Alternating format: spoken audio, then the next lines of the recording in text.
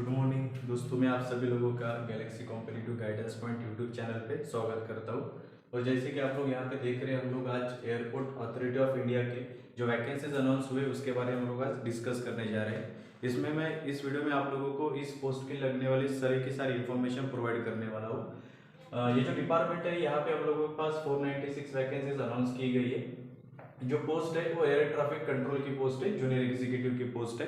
और इसको अगर फॉर्म अगर मुझे फिलअप करना है तो हम लोग जो स्टार्टिंग डेट है वो 1 नवंबर से स्टार्ट हो जाएगा और 30 नवंबर तक इसका लास्ट डेट रहेगा। तो इस वीडियो के जरिए हम लोग इसकी जो इम्पोर्टेंट चीजें है वो सारी की सारी हम लोग आज यहाँ पे डिस्कस करने वाले हैं। जैसे आगे वाला जो क्राइटेरिया है वो है एज का। एज का अगर हम लोग क्राइटेरिया देखते हैं तो क्राइटेरिया रहेगा 27। लास्ट मैक्सिमम ईयर्स आपका 27 चाहिए किसी भी कैटेगरी के लिए। उसके अलावा जो रिलैक्सेशन रहता है ओबीसी एससी एसटी के लिए, वो उसी हिसाब से रिलैक्सेशन वहाँ पे मिलेगा आप लोगों को। एजुकेशन की अगर बात करते हैं हम लोग, तो एजुकेशन का जो क्राइटेरिया रहेगा वो बीएससी, अगर किसी का ग्रेजुएशन बीएससी में हुआ है तो उसका बीएससी जो रहेगा वो फिजिक्स और मैथमेटिक्स में उसका बीएससी चाहिए। उसके अलावा बीई वाला भी बच्चा इस फॉर्म के लिए फिलअप कर सकता है, बीटेक वाला भी बच्चा इसके लिए फॉर्म भर सकता है। फीस स्ट्रक्चर की अगर बात करते हैं तो फीस स्ट्रक्चर जो रहेगा जनरल और ओबीसी के लिए 1000 रुपीज रहेगा, और फिर एससी एसटी और फीमेल और पीडब्ल्यूडी के लिए जो फीस स्ट्रक्चर रहेगा वो 0 रहेगा। ये फीमेल के लिए, लड़कियों के लिए काफी अच्छा चांस रहेगा। जिनका एजुकेशन इस क्राइटेरिया में बैठता है वो लड़कियां मोस्ट ऑफ द फॉर्म यहाँ पे फिल कर सकती है। उसके बाद अगर हम लोग सिलेबस के बारे में अगर बात करते हैं तो सिलेबस के देखिए यहाँ पे 2 पार्ट्स में उन्होंने डिवाइड किया है। जैसे पार्ट 1 दिया है उन्होंने, वहां पे पार्ट ए में जो सिलेबस है वह इंग्लिश के 20 क्वेश्चंस है, 20 मार्क्स है। रीजनिंग के 15 क्वेश्चंस है, 15 मार्क्स है। मैथ के 15 क्वेश्चंस है, 15 मार्क्स है। उसके अलावा जनरल नॉलेज और जनरल अवेयरनेस के क्वेश्चंस 10 मार्क्स, 10 क्वेश्चन 10 मार्क्स दिए गए।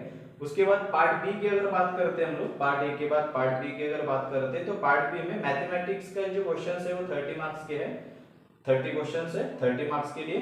फिजिक्स जो है वो 30 क्वेश्चंस रहेंगे 30 मार्क्स के लिए।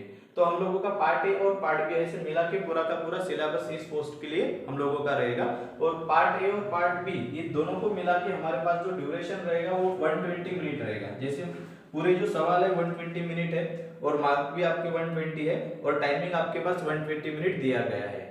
तो हम लोग यहाँ पे अगर देखते हैं क्राइटेरिया के बारे में, तो हमारे पास एक सवाल छुड़ाने के लिए मैक्सिमम 1 मिनट रहेगा। तो हम लोग इसको काफी अच्छी तरीके से कैरी कर सकते हैं इस पोस्ट के लिए। और सबसे इंपॉर्टेंट बात यहाँ पे फिर से ये है कि हम लोगों के लिए यहाँ पे निगेटिव मार्किंग्स नहीं है, इस पेपर के लिए निगेटिव मार्किंग नहीं है। उसकी वजह से आप लोग इस 120 सवाल को इजी तरीके से 120 मिनट में सॉल्व करते हुए चल सकते हैं।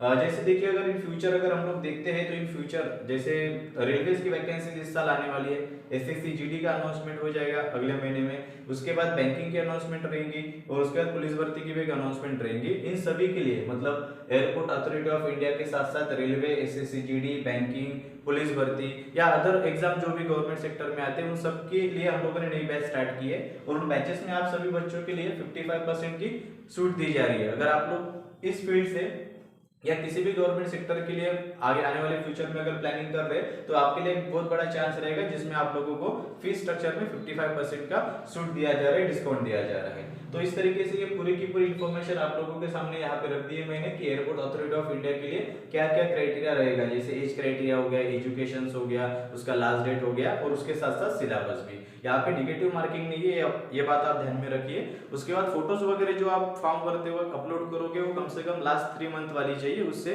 ज्यादा मंथ वाली नहीं चाहिए, उसके पीछे वाली नहीं चाहिए। तो 3 मंथ तक की जो लास्ट 3 मंथ की जो फोटो रहेगी वही आप लोगों को फॉर्म भरते समय यहाँ पे अपलोड करना है।